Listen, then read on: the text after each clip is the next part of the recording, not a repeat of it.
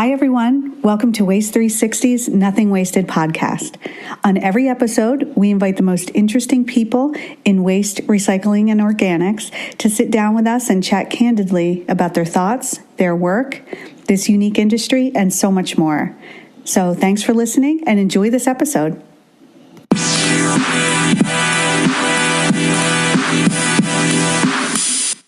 Hi, everyone. This is Liz Bothwell from Waste 360 with Sarah Womer, founder of Zero to Go and sustainability consultant at Great Forest.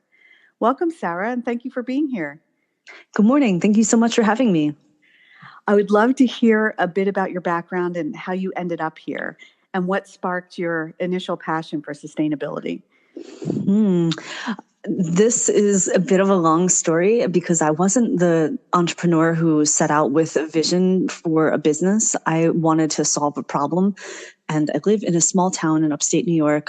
It's kind of the greater metro New York area. It's on the train line. And I grew up north of here in Hyde Park. And I saw when I finished college, I did AmeriCorps in Colorado. And then I came back and I saw that friends and family were having trouble with understanding where to get rid of electronics responsibly. I started digging to find the answers, and I connected people to the hazardous waste cleanup days that happened 8 times a year in the county. And I loved having the solution, and I loved helping people get their stuff there. And I did a very circuitous path to get to where I am now, but I ended up falling in love with understanding where materials go and helping people. And I started doing my own e-waste drives in Beacon, where I live.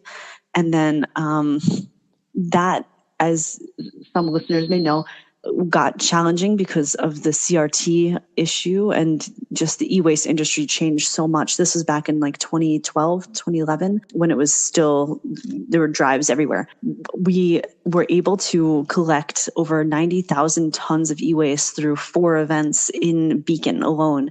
And I thought it was fabulous. And I think that every city, every town needs to have a solution for e-waste and hard to recycle materials. And I was just hooked. Around that time, I also became involved with this organization that's no longer, that was like a materials reuse warehouse. And I started getting them these big truckloads full of styrofoam that were coming from Art Foundry, where I was working at the time. They could use those foam blocks for packing, for shipping. Like, people could come and buy, and for almost nothing, or maybe it was free, all this styrofoam blocks. So that was really the thing that got me so excited, because by then I knew a little bit more about styrofoam and how bad it was for the environment. Styrofoam became my thing. I started going and giving talks at the Rotary Club about why styrofoam was bad.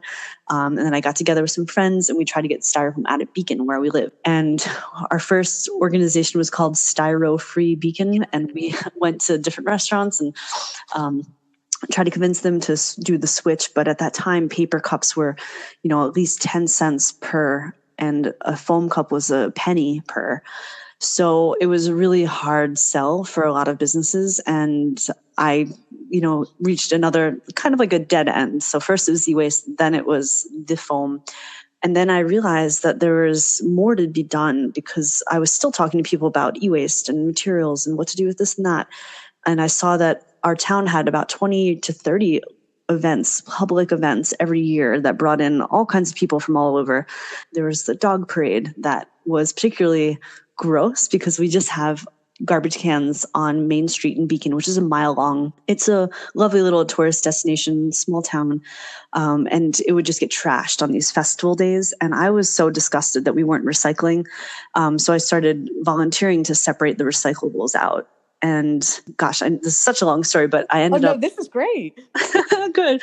I ended up developing my own garbage cans. And after, begging friends to let me do their events, I started charging to be at the events and handle recycling. Then I realized I had a business on my hands. That was the moment I was like, yes, now we're off to the races. So I started, bringing friends in and paying them, and then just getting, contracts here and there to do events. And I did events for about 2 years before I realized that composting is like the next frontier. Like, we have to be composting in our events. So I found it was really hard to find a hauler that would take compost. We would organize our events like around, like every event is completely custom. So there might be a field where we are for 6 hours at a beer festival. There might be like a conference room or a wedding. The events really range. So depends on how much compost we would generate, who could handle it. But I could talk so much about compost and events and how complicated it is, but we found a hauler to handle our biggest event. To date, it's still the biggest. It was a beer festival in Peekskill that brought in 5,000 people for an all-day beer fest, and there's only 6 bags of trash generated from an all-day event, and we had 120 bags of compost. It was amazing. They used compostable cups. Now, in retrospect, it would have been great if they used reusable glass cups. We would have avoided a massive waste stream, but I got CRP sanitation on board with hauling it to Kingston, which is the nearest facility to us, about 35 miles away, and then the seed was planted in their mind that they want to start composting too. So fast forward to 5 years later, they're about to open their facility in Westchester for compost. And they always say, oh, thanks to you, because I was telling them this is the future of waste management. You guys are a hauling company and you do garbage and recycling, but have you really thought about compost? Because this is, the direction we need to go as a society. So in the midst of all of that, I just wanted to do it all. I'm very hands-on, get it done kind of person. And I launched a Kickstarter and I got $20,000 together in about 2.5 weeks to launch a compost pickup program in Beacon. And at the time I was dating somebody who owned a bike shop and I helped him run the bike shop as well. And he really convinced me that we should be doing this with cargo bikes in town because Beacon is only 5 miles square. I brought the bikes to different events and we would, use the bike to haul full bags of compost, trash, and recycling from our zero waste stations where educators were telling the public about, your cup goes here and so on, to the staging area or dumpster area. And the bike is just captivates everybody's imagination and attention. It's a fabulous expo of what is possible. It doesn't need to be a truck that handles waste. It can be a bike. It can be several bikes. And I look to pedal people in Northampton, Mass as my major inspiration. Have you heard of them? They've been hauling waste for 30 years on bikes. Wow. No, I haven't. Everything. They do garbage, recycling, compost, and they help you move out of your apartment. They're just the coolest ever. That is very cool. Oh, yes, I was so smitten. So we started picking up compost in town, even from businesses. And I just quickly realized that the bike, even with a trailer attached, and we have an electric assist motor. Let me say that to help us haul massive weights. So the bike can do 1,000 pounds of material. And that is quite a lot. But if you're picking up from a restaurant, it's just not even enough. We'd have to make multiple trips to restaurants to pick up, 2 or 3 toters and then bring them back 2 or 3 clean ones. We lost money on the endeavor because we were doing business and residence. So currently the business is doing a mix of the bike and a gasoline powered, vehicle with a trailer attached.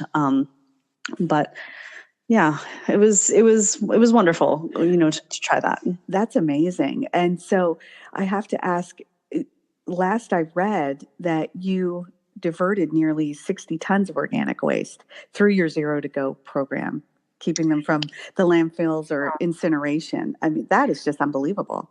Oh, thank you so much. It's a lot of hard work, and that includes our events and restaurants and our residential program and a compost drop-off at the farmers market.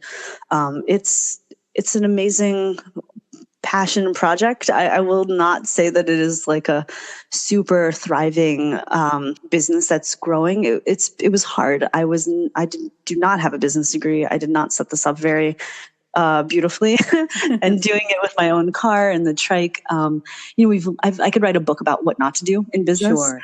But I also am so proud of what we've accomplished. And that Kickstarter, it was mostly all people in Beacon donating to make a compost pickup program a reality here in this town. I just am thrilled that it is going to continue. So currently I'm in the process of separating from the company, and my partner is going to take over. And the compost pickup run is going to go to our partner company who actually has facility. And that was one of the hardest parts too, is we're doing our events. We launched the Kickstarter, we started a compost program, and the plan was always to have our own facility in town. And I believe that every community needs to have an answer for organics. And it's just really difficult to do. It was nearly impossible for me to wrap my head around launching something like that while I was running the business. So we don't have a facility in town. The nearest one is still 30 plus miles away. So our partner company has their own facility. They're also a small woman-owned company, and we just love them. We've been partnering with them for years. I feel really good knowing that they can, create beautiful compost from the food scraps, and then they turn it and sell it. And that's the way it was meant to be. And that's what I always wanted for my company, and also for every town that's doing a compost program. It's not okay that material is going to go so far away. We need more infrastructure, and we needed it yesterday. So I'd really love to turn my attention to developing, bigger solutions and helping push policy. Good for you. I mean, and not to take away from what you've already accomplished, but I see what your bigger goal is, and it's impressive. Thank you very much. I appreciate that. Now, what advice would you give to other entrepreneurs who want to start their own program like this? It sounds like you've learned a lot of lessons along the way. I really have.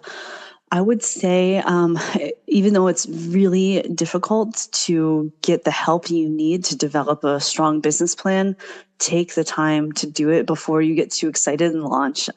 There's a lot of other small community-based compost companies out there throughout the US, and it's definitely worth talking to them and seeing if you can share numbers, not the whole business plan, but really get a clear understanding of what it means, because you're about to work super, super hard for very little for a long time. And if you can have your vision on a bigger goal for yourself, and know that when you hit X number of customers, you're going to be at break even, and then when you get to another 30 more, now you're in the profit zone, and just really gearing yourself up towards that and making sure that you have everything you could possibly need in place as best as you can.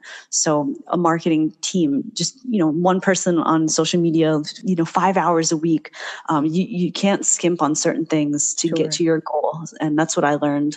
And we did do some of it, but because we were basically having 3 different businesses happening all at once: the events, the compost program, and we were also maintaining a park. It was a heck of a lot for one person, and then I brought my partner on board. It was a heck of a lot for 2 of us, and we both work full-time jobs in addition to running the company. Unfortunately, I've kind of reached a point where I'm a little tired and burned out. It's been 8 years, and making money and supporting yourself is actually one of the most important things. And anybody who's been to business school will tell you that, but I have a literature degree. So I didn't really, I'm just a total dreamer over here. I'm a dreamer and a doer. And I wish I'd taken a little bit more time to talk to the folks who are really steeped in the business knowledge, but it's great. I think that now is the time for innovative solutions, and it has been for the last 5 years or more. We need small companies to come out and fill in the gaps and create the infrastructure. We can't wait for our county, our state to develop action plans around creating infrastructure. And we can't wait for them to help the public understand how to recycle. If you can do it, just start doing it. If that's what you're passionate about, don't wait around, because we've been waiting in the Northeast for a long time for certain things to progress, and it's just not. So that's how I feel about it. Okay, that's great advice. You had great success with consumer education around waste and recycling. What do you think made it so successful? What did you do that was so different? When it comes to education, I always believed in the hands-on approach where people could physically see and touch the products and understand where they're supposed to go. So the famous Clearwater Festival to celebrate and protect the Hudson River is where I learned and got my inspiration to do zero waste events. And I saw volunteers standing behind zero waste stations, helping people who just had a lovely lunch at the food pavilion understand where their hot dog boat would go, and where their napkin goes, and where their fork goes. And people are so confused, intimidated, overwhelmed by choices around trash. And I've seen it thousands of times in my years of standing behind zero waste stations. And for me, I disarmed that by standing there and being really friendly. And my staff has always been really kind and friendly and open and saying, hey, it's okay. Like, let me help you. I'll tell you why this is a compostable cup. And then just, these are everyday items that people hold and touch all the time. But to actually take a second to understand where it goes is transformative. And they don't have a choice. When we do an event, all the other garbage cans are gone. So they have to come talk to a zero waste educator. And I found that to be so powerful. I also gave tours at a recycling plant here in Beacon, which is now Republic Recycling. And people would come in with physical examples of, what do I do with this black plastic potting pot that I got from the nursery? And, just having examples and showing people, it really takes the intimidation away, and it helps connect people to their waste, and they're making better waste choices because they've actually connected with the material. In our culture, it's really disposable, out of sight, out of mind, as quick as possible. Don't want to think about it. So anything I could do to slow people down and have that conversation, I found to be so important and really helpful. And people still come up to me and my team all the time and say, now I know. And because of you, I started composting at home. And not everybody is great like that, but a lot of people are really blown away and learned something. Oh, I bet. That's fantastic. And then it has a lasting effect, right? It's not just that one event. They're thinking about this at home and at another event, and it's a trickle-down effect. Yeah, I really hope so. And I do think that's true. So you must love the recent media attention around food waste and the EPA's 2030 food loss and waste reduction goal. Do you think it's having a positive effect on behavior and policy? I think it's really exciting, and it is so welcome to see this legislation be announced last week. I think that the attention is great. We have a long way to go. I think that it's really challenging to develop compost infrastructure. I wish it was easier. I've chatted with my county recycling coordinator, and I can just see that, money is one of the biggest issues. And of course, there's NIMBYism. Our country is so divided right now, and I think it has been for some time. Of course, it is an electric time to talk about waste issues. There's so many incredibly important things going on, but I am heartened to see that the plastic bag ban is happening in New York. There's a lot to be said and done, but I think that we have to be paying attention and advocate for things that actually really do make sense. I'm trying to remember the folks I mentioned before in Peekskill who are opening their own compost facility. They're feeling kind of like the legislation that was announced at the state level is not really adequate, and they want to push to make it a little bit stronger. The loophole is that, correct me if I'm wrong, I think it says that if you're within a 25-mile radius of a compost facility, you can compost. But if you're outside of that 25-mile radius and there's no facility, you're exempted. So this compost spot is in Westchester. Right now, we're driving so far to bring our garbage to the landfill. We're driving so far to bring compost to compost facilities. They just don't exist. Right. So to limit our radius and say that, it's got to be within 25 miles is short-sighted because we just don't have the facilities yet. Right. We really need to focus on, making that make sense before we be so stringent about it.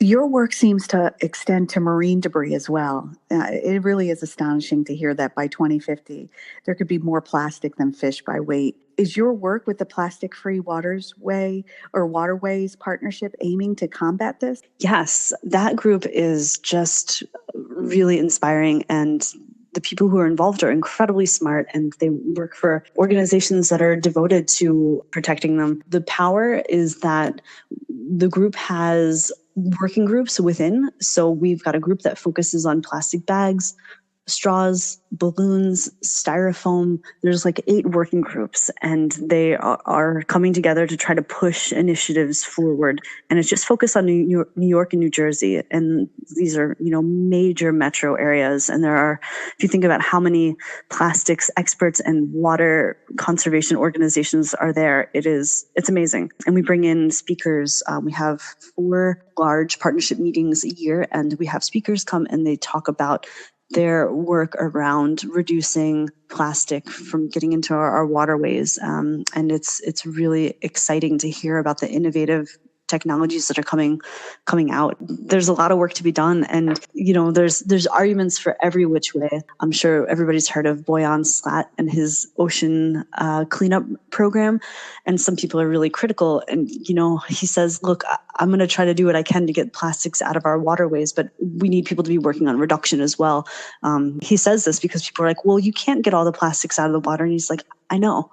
I'm going to do as best as I can to do what I can on this." And we need everyone to be working on this puzzle from every different corner. And reduction is key. And I think that now that this plastic bag legislation is being talked about and is happening, reduction is finally getting to be like more top of mind for people. Yes. So now you work with clients on the implementation of sustainable waste management programs. Could you give us a concrete example of how you've helped a client do that? I mean, you don't have to mention names or anything, but just to give us an idea of how you've taken sort of your sustainable waste management principles and helped a client see their vision through. Oh, sure. This work is so exciting for me. Whenever there's a lot of material being produced, it often means there's a lot of waste associated with it. And because I am honestly just totally obsessed with like waste and like this is my whole career and my world, I'm really intrigued when there's hard to recycle items. And I've got my sights set on breweries right now. And I have a client and they all have the same material. They all have spent grain. They all have to buy grain, which comes in bags. They all have hops. They all have malt. They all have the same materials. They've got pallets, and it's a list of probably like 20 things that are in huge volumes. So I've been working with a brewery to help them develop a slightly different system than what they were currently doing. Most breweries are doing garbage recycling and they're composting the spent grain. But I introduced a pallet wrap recycling program to their team, and now they're diverting a huge amount of plastic film wrap, and they're bringing it to the local grocery store for recycling. Same with another client I have, which is in beverage production. I worked with them for about a year and a half, and they have a small garbage dumpster. It's like it's a 2-yard garbage dumpster, and then they've got a 6-yard recycling dumpster, and then they have all of their pallet wrap going out to recycling at the local store. And the kind of money that they are saving by doing this work, it pays for itself. Just the small amount of staff time it takes to bring this material to the store, and the time it takes to bag that up. I mean, it's amazing. And if you think about facilities that are over 10,000 square feet and have pallet wrap, it's huge. But of course, reduction is key. So the brewery I was just talking about, they switched to reusable pallet wrap, which is basically like a canvas and Velcro little system. And they personalized it with their logo, and it looks great. And it's perfect for them to bring their cans of beer in and out of their walk-in just as they produce it. Instead of using pallet wrap, it's fast and it's easy, and it's $120, and it just pays for itself within a few weeks, depending on the size of the brewery. So amazing. That kind of stuff is awesome for me. I love a challenge, and I think that there's just so much great work to be done around production facilities. So that's where my sights are set now, is to assist breweries and large scale like production facilities and get them composting and divert this stuff that's pretty easy to divert. It just takes a little bit of a tweak to their current system. That's great. And it's an instant impact. And then they see that it's a cost savings. So it's a win-win, really. It is, especially if you can help them understand how much money is being saved. It's totally a win-win. Oh, that's amazing. Good for you. And then what are some of the lessons learned in working with municipalities to implement programs like the one you've done? I'm sure you've honed a lot of your collaboration skills and your negotiation skills. So I would love to hear a little bit about that. That is such an interesting question. And it's interesting to hear your perspective on it, because actually what I did was I circumvented working with my municipality by starting my own for-profit company and collecting compost. And I don't have to deal with anything at the city level. Wow. Now, in retrospect, what I should have done is I should have gone to city council all the time, like every month, and talked about what we're doing with the compost, why we need a facility here, and really advocated to make it part of the municipal program. Now, we did approach the city and several council members with the idea that if residents are composting, they should have a reduction in their taxes, but because they're diverting at least 30% of their solid waste from the landfill to compost. And they are paying out of pocket to do it. And it's not that affordable for everybody. It's just really, our profit model is really, it's hard. So it's $35 a month to compost with us in the monthly compost pickup program. But, people are just paying that because they know it's the future and it's the right thing to do. Right. And I really deeply, deeply appreciate all of those people who are customers and care to that level. My vision was for them to get a tax break or in a certain amount of time for this program to be a municipal program and rolled out to everybody as part of the tax base. That is something that I wish were a bit easier. The city is not that progressive when it comes to environmental issues, and I did not push that hard on it because I just couldn't. So yeah, that's interesting. So now currently we're going to be transitioning the program to another private company that has trucks, employees, and a facility, and that's perfect. But I did try to get a facility in town. I put in a bid 3 different times on a piece of land with several other organizations that wanted the land for agricultural purposes. And it's taking forever. It's taken probably like 6 years. And I still don't know if this RFP has been accepted. So if it does get accepted, we could have a facility in town, which would be amazing. But I've seen other municipalities take on composting and make it part of their, their city's initiative. And I think that's amazing. Well, keep us posted if that ends up coming through. You never know. Yeah, you never know. It could be. So what else should we be paying attention to in the world of waste, recycling, and organics? What do you think is the next frontier? Well, as recycling is, the market is, I don't feel particularly equipped to talk about the market and what's exactly happening. But I know that we're in a challenging spot. I know there's turmoil. I know that the market doesn't exist for certain materials like it once did. And companies are scrambling to try to find outlets. And I think that education around what's recyclable and the cleanliness of the materials is super important. And I can't really understand why cities and haulers aren't making more of an effort to make people aware of what needs to get recycled and how to do it right. Some of them are, some of them aren't. A town nearby is switching back to dual stream, which has been proven is a lot cleaner than single stream, which is what we have here. Single stream just can be great, but it definitely brings in a lot of wish cycling.